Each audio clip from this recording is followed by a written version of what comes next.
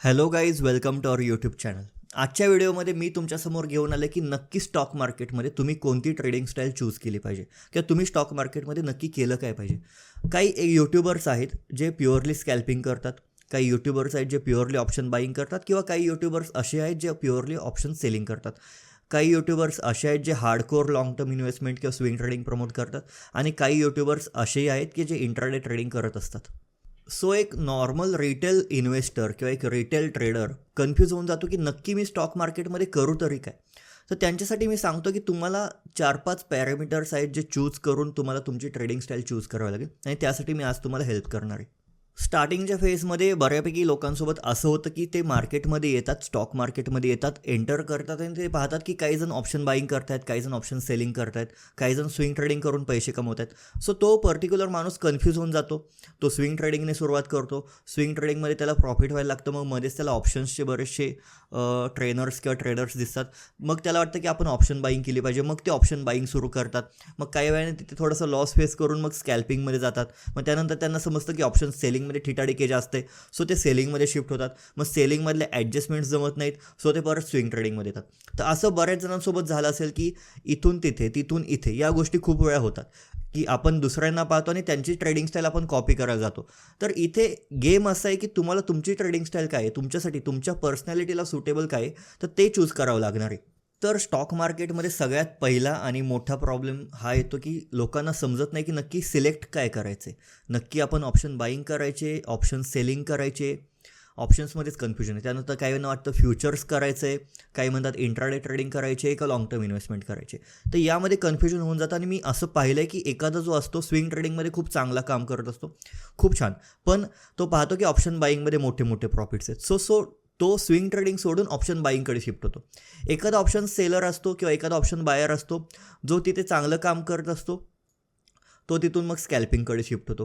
काही जण असतात जे चांगले ऑप्शन सेलिंग करत असतात, एखाद्या गॅप डाऊनमुळे त्यांचा लॉस होतो आणि मग ते परत दुसरीकडे शिफ्ट होतात, इंट्राडेकडे शिफ्ट होतात. काही जण असतात जे लाँग टर्म इन्व्हेस्टमेंट म्हणून स्टॉक्स घेऊन ठेवतात, थोडासा प्रॉफिट दिसला की स्विंग ट्रेड म्हणून ते बुक करून टाकतात. तर या गोष्टी बऱ्याच होतात, बरेच लोक फेस करतात या गोष्टी आणि साहजिक आहे, हा कॉमन प्रॉब्लेम आहे. सो बरेच लोक फेस करणार या गोष्टी. तर यामागचं सगळ्यात मोठं कारण म्हणजे फिअर ऑफ मिसिंग आउट, म्हणजेच फोमो. फोमो म्हणजे की तुम्हाला वाटतं की मी स्विंग ट्रेडिंग करतोय पण मी ऑप्शन बाईंगमधल्या ऑपॉर्च्युनिटीज मिस करतोय. तुम्ही ऑप्शन बाईंग करताय, तुम्हाला वाटतं मी ठिटाडिके मिस करतोय, सो तुम्ही सेलिंगकडे शिफ्ट होता. तर फिअर ऑफ मिसिंग आउट जो आहे, ज्याला आपण फोमो म्हणतो, तर तो तुम्हाला कंट्रोल करता आला पाहिजे सगळ्यात पहिली गोष्ट. आणि तुम्हाला चूज करायचं आहे की तुम्ही बेस्ट कशात आहात. तुम्हाला तुमचा फोर्टे, तुम्हाला तुमचा स्ट्रॉंग पर्सनॅलिटी वाईज तुमच्या पर्सनॅलिटीला काय होतं आहे सूट, त्याप्रमाणे तुम्हाला चूज करायचं की नक्की मी ऑप्शन सेलिंग केली पाहिजे का स्विंग ट्रेडिंग केली पाहिजे. तर सगळ्यांनी एक गोष्ट कॉमनली लक्षात ठेवायची, ती म्हणजे CAGR. तुम्हाला ॲन्युअली किती % रिटर्न काढायचे टू अचीव फायनान्शियल फ्रीडम. ठीक आहे, ज्या फायनान्शियल फ्रीडमसाठी आपण ट्रेडिंगमध्ये आलो आहे, ठीक आहे, स्टॉक मार्केटमध्ये आलो आहे, ठीक आहे, 99% लोकांचं हेच रिझन असतं की फायनान्शियल फ्रीडम अचीव करायचं आहे, सो ते ट्रेडिंग करतात. तर ज्या फायनान्शियल फ्रीडमसाठी तुम्ही आलाय, तर त्यामध्ये तुम्हाला जर तुम्ही इयरली बेसिसवरती 40-50% अचीव करू शकत असाल ट्रेडिंगमध्ये कुठल्याही प्रकारच्या 40-50% किंवा 30-50%, तरी तुम्ही एक इझिली टॉप 1% ट्रेडर्समध्ये तुम्ही जाता. कारण की मध्ये एक सर्वे आला होता ज्यामध्ये सांगितलं होतं की 25%पेक्षाही जास्त रिटर्न्स काढण्यामध्ये 99% लोक फेल होत आहेत. म्हणजे स्टॉक मार्केटमध्ये 25% पण काढू शकत नाहीत लोक 3 वर्षाच्या ॲव्हरेज पिरियड पाहिला तर. तर त्यासाठी तुम्हाला पहिली गोष्ट म्हणजे लक्षात ठेवलं पाहिजे की as a stock market participant तुम्हाला 30-50%चंच टार्गेट ठेवायचं आहे इयरली बेसिसवरती. तर आता आपण ॲक्च्युअल कम्पॅरिझनला सुरुवात करूयात. सगळ्यात पहिला मुद्दा राहतो की तुम्हाला लाँग टर्म इन्व्हेस्टमेंट करायची आहे का शॉर्ट टर्म ट्रेडिंग करायची. ठीक आहे, या ज्या 4 गोष्टी आहेत, वरच्या 4, scalping, option buying, option selling, swing trading आणि इंट्राडे ट्रेडिंग, या शॉर्ट टर्म ट्रेडिंगमध्ये येतात. आणि जी 5वी गोष्ट आहे लाँग टर्म इन्व्हेस्टमेंट, तर लाँग टर्म इन्व्हेस्टमेंट हा एक डिफरंट कॅटेगरी झाली. सो पहिलं तुम्हाला या दोन्हीमध्ये चूज करायचं आहे की नक्की मला लाँग टर्म इन्व्हेस्टमेंट करायचे का मला शॉर्ट टर्म ट्रेडिंग करायचे. लाँग टर्म इन्व्हेस्टमेंटमध्ये तुम्हाला ॲक्टिव्ह पार्टिसिपंट राहावं लागणार नाही स्टॉक मार्केटमध्ये. तुम्ही काही इक्विटीज वगैरे घेऊन ठेवू शकता. 3 इयर्स, 5 इयर्स, 10 इयर्स तुमच्यासाठी, 3 वर्ष, 5 वर्ष किंवा 10 वर्ष तुमच्या चॉईसच्या पिरियडसाठी तुम्ही लाँग टर्म इन्व्हेस्टमेंट करून ठेवू शकता. बट जिथे शॉर्ट टर्म ट्रेडिंगचा विषय येतो तिथे तुम्हाला काय करावं लागेल, तुम्हाला थोडंसं ॲक्टिव्ह राहावं लागतं मार्केटमध्ये.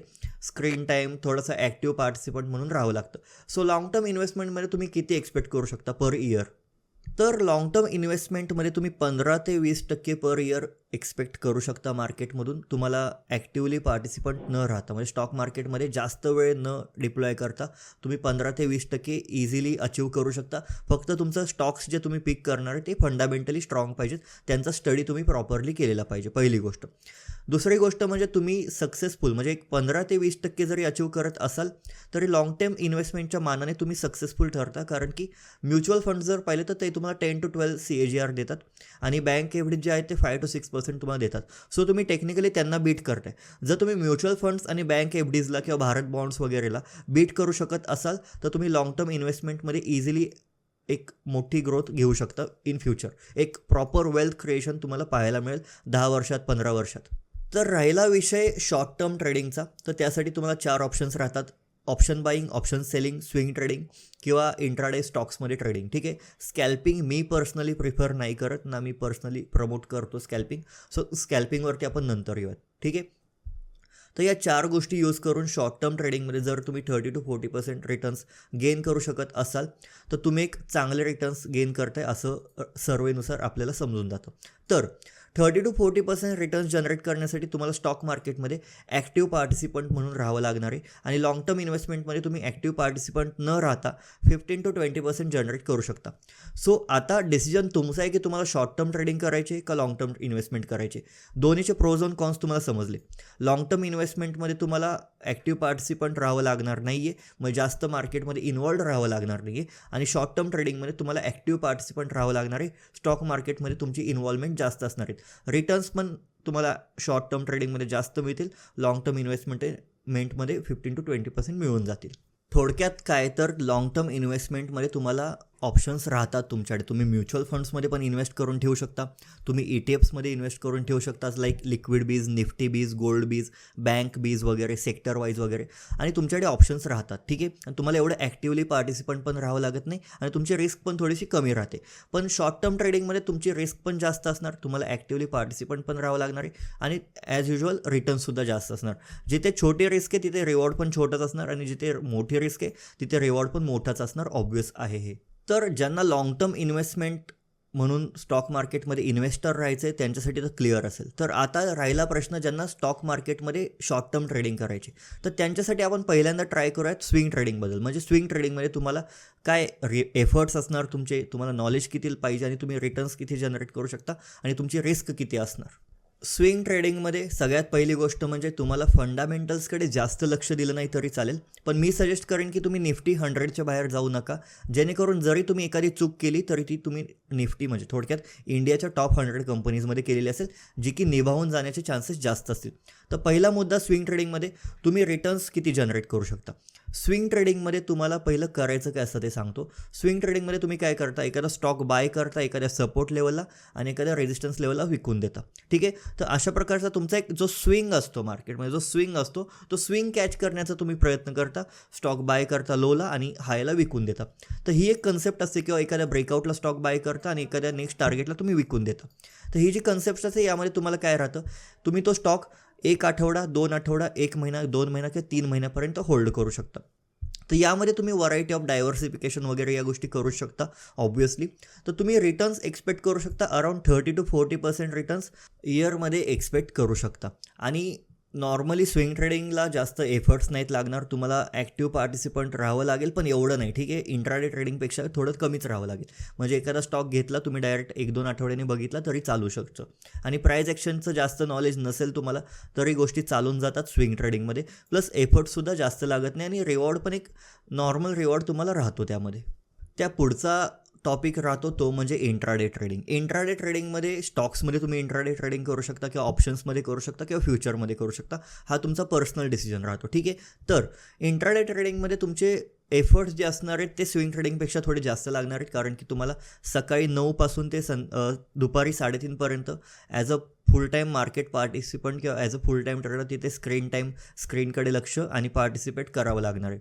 तर त्यामध्ये तुम्ही रिटर्न्स किती जनरेट करू शकता, तर त्यामुळे तुम्ही 30 to 40% रिटर्न्स जनरेट करू शकता आणि त्याहून जास्त. ॲक्च्युली अप्पर साईडला कुठले लिमिट नाही, कधी तुम्हाला म्हणजे 40%पेक्षा सुद्धा जास्त रिटर्न्स मिळू शकतील इंट्राडे ट्रेडिंगमध्ये. आणि सिमिलरली रिस्कसुद्धा थोडीशी वाढते, फक्त तुमचे जे एफर्ट्स आहेत ते तुम्हाला जास्त लागणार स्विंग ट्रेडिंगपेक्षा. आणि जे तुमचं नॉलेज आहे ते नॉलेजसुद्धा तुम्हाला जास्त लागणार स्विंग ट्रेडिंगपेक्षा, कारण की इथे तुम्हाला जर एखादी मिस्टेक केली तुम्ही, तर ती मिस्टेक तुम्हाला आजच्याच भरून काढावी लागणार. म्हणजे थोडक्यात जर आज तुमचा ट्रेड चुकला बाय चान्स, तर तुम्हाला तो लॉसमध्ये कट करावा लागणार, कारण तुम्ही जी पोझिशन बिल्ड करताय ती इंट्राडेसाठी करताय, ती तुम्हाला आजच्या आजच स्क्वेअर ऑफ करावी लागणार. सो इंट्राडे ट्रेडिंगमध्ये थोडंसं तुम्हाला नॉलेज जास्त लागतं, एफर्टसुद्धा जास्त लागतात आणि रिवॉर्डसुद्धा सिमिलरली जास्तच मिळणार. आता आपण बोलूयात सगळ्यात जास्त फेवरेट कन्सेप्ट लोकांची, ती म्हणजे ऑप्शन बाईंग आणि ऑप्शन सेलिंग. तर ऑप्शन बाईंग आणि ऑप्शन सेलिंगची जी डिटेलमध्ये व्हिडिओ मी बनवलेलीच आहे, यूट्यूबवरती तुम्ही बघू शकता ती. तर ऑप्शन बाईंगमध्ये काय काय राहतात डिसॲडव्हान्टेजेस आणि ॲडव्हान्टेजेस. पहिली गोष्ट म्हणजे पार्टिसिपंट तुम्हाला स्टॉक मार्केटमध्ये ॲक्टिव्ह राहावं लागणार आहे, ॲक्टिव्हली पार्टिसिपेट करावं लागणार आहे. प्लस इंट्राडेला ऑप्शन बाईंग बेटर राहते आणि ऑप्शन बाईंगमध्ये तुमच्या अगेन्स्ट असतो. थीटा डीके जो आहे तो तुमच्या अगेन्स्ट असतो. त्यानंतर जे ऑप्शन्स असतात ते चीपमध्ये मिळतात आणि तुमचा लॉस जो असतो तो डिफाईंड असतो आणि जो तुमचा प्रॉफिट असतो तो अनलिमिटेड असतो. ठीक आहे, ऑप्शन बाईंगमध्ये. पण तो हाय प्रॉफिट कॅच करण्यासाठी तुम्हाला हायर स्किल्स, हायर नॉलेज आणि एक रिस्क मॅनेजमेंट, मनी मॅनेजमेंट या दोन गोष्टींवरती तुमचा पूर्णपणे मास्टर पाहिजे तुम्ही त्यामध्ये. प्लस तुमची प्राइस ॲक्शन आणि स्मार्ट मनी कन्सेप्ट क्लिअर पाहिजेत पूर्णपणे. यासाठी ऑप्शन बाईंगचा फायदा होतो.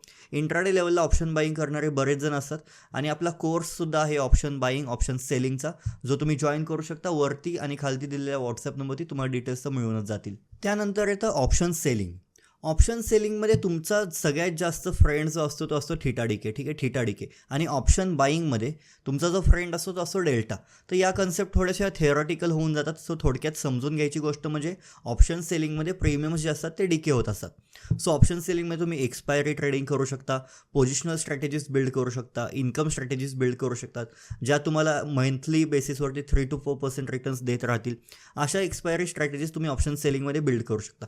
त्यानंतर ऑप्शन बाईंगमध्ये तुम्ही किती रिटर्न्स एक्सपेक्ट करू शकता. ऑप्शन बाईंगमध्ये तुम्ही रिटर्न्स एक्सपेक्ट करू शकता अराउंड एक 30 to 40% इयरली बेसिसवरती. कधी कधी तुमचे रिटर्न्स त्याहून जास्तसुद्धा होऊ शकतात, लाईक 70%, 80% सुद्धा अचीव करणारे लोक आहेत. सो ऑप्शन सेलिंग आणि ऑप्शन बाईंग हा खूप मोठा डिबेट चालू असतो. काही खूप हार्डकोर ऑप्शन सेलर्स आहेत जे थीटा डीकेचा फायदा घेण्यासाठी पोझिशनल स्ट्रॅटेजीज डिप्लॉय करतात. काही ऑप्शन बायर्स आहेत जे स्कॅल्पिंग करतात, काही मोमेंटम बेस्ड ट्रेडिंग करतात. तर स्कॅल्पिंग आणि मोमेंटम बेस्ड ट्रेडिंगमधला फरक आपण समजून घेऊयात. स्कॅल्पिंग करण्यासाठी तुमची एक्झिक्युशन जे आहे ते खूप फास्ट लागतं. स्कॅल्पिंगमध्ये काय असतं, हेवी क्वांटिटीने लोक एंट्री घेतात आणि 10-20 पॉईंट्स घेऊन बाहेर येतात. ठीक आहे, मी पर्सनली स्कॅल्पिंग प्रमोट करत नाही, कारण की माझी ट्रेडिंग स्टाईल जी आहे ती ऑप्शन बाईंगमध्ये मोमेंटम बेस्ड ट्रेडिंग मी पकडतो. म्हणजे अराउंड एकदा एंट्री घेतली की एक पूर्ण मोठा मोमेंट मी कॅप्चर करण्याचा प्लॅन करतो, ज्यामध्ये मिनिमम 100 पॉईंट्सचं माझं टार्गेट असतं ऑप्शन्समध्ये आणि अराउंड एक 200-300 पॉईंट्स मी कॅप्चर करण्याचा प्लॅन करतो ॲट द मॅक्स. ठीक आहे, मिनिमम 100 पॉईंट्सचा प्लॅन असतो, 100 ते 300 पॉईंट्स मी टार्गेट ठेवून चालतो. सो स्कॅल्पिंग मी पर्सनली प्रमोट करत नाही, कारण स्कॅल्पिंगमध्ये मला पर्सनली असं वाटतं की ओव्हर ट्रेडिंग होण्याचे चान्सेस खूप असतात, सायकोलॉजी डिस्टर्ब होण्याचे चान्सेस खूप असतात. सो स्कॅल्पिंगपेक्षा मला पर्सनली वाटतं की तुम्ही मोठे मोठे मूव्ज कॅप्चर करायला शिका, त्याने तुमचा रिस्क रिवॉर्ड रेशो जो असतो तो मेंटेन राहील. तर थोडक्यात आजच्या व्हिडिओचा मेन मोटो हाच होता की option buying versus option selling हा एक मेन कन्सेप्ट आहे. स्विंग ट्रेडिंग हा एक ऑप्शन राहतो. जे जॉब गोईंग पीपल आहेत, जे जॉबला वगैरे जाणारे आहेत लोक, जॉब बिझनेस ज्यांना जास्त पण ॲक्टिव्ह पार्टिसिपंट राहता येत नाही, त्यांच्यासाठी स्विंग ट्रेडिंग हा एक ऑप्शन राहू शकतो. ऑप्शन सेलिंगमधल्या पोझिशनल स्ट्रॅटेजीज ज्या आहेत त्यासुद्धा बिझनेसमॅन लोक किंवा जॉब करणारे लोक, ऑफिस गोईंग पीपल वगैरे जे आहेत ते करू शकतात. ऑप्शन बाईंग करण्यासाठी तुम्हाला ॲक्च्युली फुल टाईम ट्रेडर असावंच लागेल. म्हणजे तुम्हाला स्क्रीन टाईम, प्राइस ॲक्शनचं नॉलेज, मार्केट सेंटिमेंट्सचं नॉलेज, स्मार्ट मनी कन्सेप्टचं knowledge, risk management, money management, risk reward ratio, बऱ्याच गोष्टी लागतात. ठीक आहे, ऑप्शन बाईंगसाठी. स्कॅल्पिंग करण्याला तुम्हाला एक हाय एक्झिक्युशन, एक प्रॉपर एंट्री, प्रॉपर एक्झिट वगैरे या गोष्टी लागतात. स्कॅल्पिंग पर्सनली मी कधी करत नाही ना, मी ते प्रमोट करतो, मी बऱ्याच वेळा सांगून पण झाले. सो स्कॅल्पिंगबद्दल मी जास्त नाही बोलू शकणार या व्हिडिओमध्ये. त्यानंतर इंट्राडे ट्रेडिंग ते करू शकतात ज्यांना स्टॉक्समध्ये इंट्राडे करायचं आहे, त्यांच्यासाठी इंट्राडे ट्रेडिंगचा ऑप्शन राहतो. ॲक्च्युली ऑप्शन बाईंग आणि ऑप्शन सेलिंग इंट्राडेच्या अंडरसुद्धा आपण करू शकतो. फ्युचर्स हा एक ऑप्शन असतो. ज्यांना ऑप्शन बाईंगसुद्धा करायची नाही, ऑप्शन सेलिंगसुद्धा करायची नाही, पण त्यांना स्टॉक्समध्ये काम करायचे, लाईक पोझिशन कॅरी करायचे फ्युचर्ससारखी, म्हणजे 1 महिन्यासाठी 2 महिन्यासाठी थोडंसं मार्जिन घेऊन, ते लोक फ्युचर्स करू शकतात. ज्यांना इंडेक्समध्ये एखादी पोझिशन कॅरी करायची आणि त्यांना थीटा डीकेचं टेन्शन नको आहे ना, त्यांना डेल्टा त्यांच्या बाजूने हवा आहे, ऑप्शन्सचे त्यांना डेल्टा वगैरे या सगळ्या ग्रीक्समध्ये अडकायचं नाही, तर ते फ्युचर्स करू शकतात. सो आता तुम्ही काय करायचं आहे, या 2 गोष्टी आहेत. मेन म्हणजे long term investment, swing trading, option buying किंवा ऑप्शन सेलिंग, या 4 गोष्टी आहेत थोडक्यात. ठीक आहे. इंट्राडेच्या अंडरच ऑप्शन बाईंग येते, इंट्राडेच्या अंडरच ऑप्शन सेलिंग येते. पोझिशनलसाठी सुद्धा ऑप्शन सेलिंगचा फायदा होऊ शकतो आणि स्टॉक्समध्ये इंट्राडे, हे 2 ऑप्शन्स राहतात. हे 4 ते 5 ऑप्शन्स राहतात. तुम्ही आता वेळ घ्या, 1 दिवस, 2 दिवस, 1 आठवडा वगैरे घ्या. शांतपणे विचार करा, तुमची लाईफस्टाईल कशी आहे, तुमच्यासाठी कम्फर्टेबल काय आहे, तुमच्या पर्सनॅलिटीला सूट काय होते, तुम्ही तुमचा कम्फर्ट झोन कशामध्ये आहे, या सगळ्या गोष्टींचा विचार करा. त्यानंतर एक डिसिजन घ्या की बाबा मी ऑप्शन सेलिंगच करणार. तर ऑप्शन सेलिंग करायचं ठरवलं तर तुम्हाला त्या ऑप्शन सेलिंगमध्येच नवीन नवीन स्किल्स डेव्हलप करत जायचं आहे, त्याबद्दलच तुम्हाला नॉलेज घेत जायचं आहे बरंच. ठीक आहे. आणि मध्येच तुमचा प्लॅन चेंज करू नका. म्हणजे सपोज तुम्ही ठरवलं की मी ऑप्शन सेलिंग करणार, मग एखाद्या एक्सपायरीला सपोज तुमचा लॉस झाला, मग तुम्ही परत ऑप्शन बाईंगवरती शिफ्ट झाला, परत तिथून स्विंग ट्रेडिंगवरती शिफ्ट झाला. असं शिफ्टिंग नको टाईम टू टाईम. एक गोष्ट ठरवा, त्या गोष्टीमध्ये तुम्ही नवीन नवीन स्किल्स डेव्हलप करत जा, जी तुम्हाला लाँग टर्ममध्ये मदत करेल. सो या 4 ते 5 गोष्टी आहेत ज्या आपण करू शकतो. मेजॉरिटी ऑफ द लोक हेच करतात. तर तुम्ही त्यानुसार तुमचे आयडल्स चूज करा, त्यानुसार तुमचे मेंटर्स चूज करा, त्यानुसार तुम्ही बुक्स वाचा, त्यानुसार तुम्ही व्हिडिओज बघा, त्यानुसार तुम्ही आर्टिकल्स वगैरे वाचा, जे तुम्हाला भविष्यात मदत करतील. तर आता शेवटचा प्रश्न राहतो की मी काय करतो. तर मी प्युअरली ऑप्शन्स ट्रेडर आहे, ज्यामध्ये मी ऑप्शन बाईंग करत असतो 10% कॅपिटल वापरून. जी माझी होल कॅपिटलच्या 10% आहे, ती कॅपिटल मी ऑप्शन बाईंगला वापरतो आणि 90% जी माझी कॅपिटल आहे ती माझी ऑप्शन सेलिंगला डिप्लॉयड असते.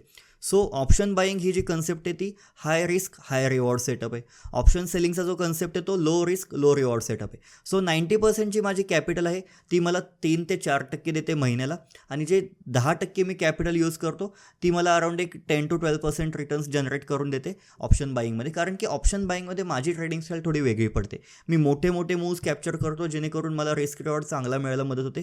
आणि मी PNLच्या वगैरे व्हिडिओज ऑलरेडी पोस्ट केलेले आहेत, त्या तुम्ही बघितल्या असतीलच. आपला ॲक्युरसी, आपलं काम करण्याची पद्धत, आपली ट्रेडिंग स्टाईल वगैरे, या सगळ्या गोष्टी मी बऱ्याच वर्षांपासून ट्राय करत करत डेव्हलप केलेले आहेत. सो ऑप्शन्स ट्रेडिंग हा माझा मेन फोर्टे आहे, त्यामध्येच मी काम करतो. मी ऑप्शन सोडून दुसरीकडे कुठेच काम करत नाही. तर या व्यतिरिक्त तुम्हाला काही डाऊट असेल, काही क्वेरी असेल, तर तुम्ही कमेंट बॉक्समध्ये लिहू शकता तुमच्या क्वेरीज वगैरे. आणि जर तुम्ही ऑप्शन्स मास्टर क्लासला जॉईन होण्यासाठी इंटरेस्टेड असाल तर वरती आणि खालती दिलेल्या व्हॉट्सॲप नंबरवरती तुम्ही कॉन्टॅक्ट करा. तुम्हाला पूर्ण डिटेल्स येऊन जातील आपल्या मास्टर क्लासचे. तर आजच्या व्हिडिओसाठी एवढंच. याच गोष्टी तुम्हाला सांगायच्या होत्या. या गोष्टी खूप नवीन ट्रेडर्सना मदत करतील अशी मी आशा बाळगतो. आणि बऱ्याच लोकांना प्रश्न पडतो की आपण स्टॉक मार्केटमध्ये आल्यावर नक्की करायचं तरी काय. तर त्या प्रश्नांची उत्तरं तुम्हाला या व्हिडिओमध्ये मिळाली असतील असं मी एक होप करतो. सो या व्हिडिओला महाराष्ट्रातील घराघरात पोहोचण्यास मदत करा. जे नवीन ट्रेडर्स आहेत, तुमचे रिलेटिव्स, तुमचे फ्रेंड्स, त्यांच्यासोबत ही व्हिडिओ शेअर करा. व्हिडिओ लाईक करत जा, जेणेकरून या चॅनलला जास्त लोकांपर्यंत पोहोचण्यास मदत होईल. तुमचे फीडबॅक्स, तुमचे सजेशन्स व्हिडिओच्या कमेंट बॉक्समध्ये लिहित जा, तुमचे पोस्ट करत जा. आणि या चॅनलला महाराष्ट्रातील घराघरात पोहोचण्यास मदत करा. तुमचा सपोर्ट आणि तुमचं जे प्रेम आहे ते असंच राहू द्या. आणि आपला जो नवीन चॅनल आपण काढलेला आहे, हिंदी चॅनल, त्या चॅनलला सुद्धा तुम्ही सबस्क्राईब केलं तर बरं राहील. तिथे पण एक वेगवेगळा कंटेंट तिथे येत राहणार आहे. So thank you so much. Have a nice day.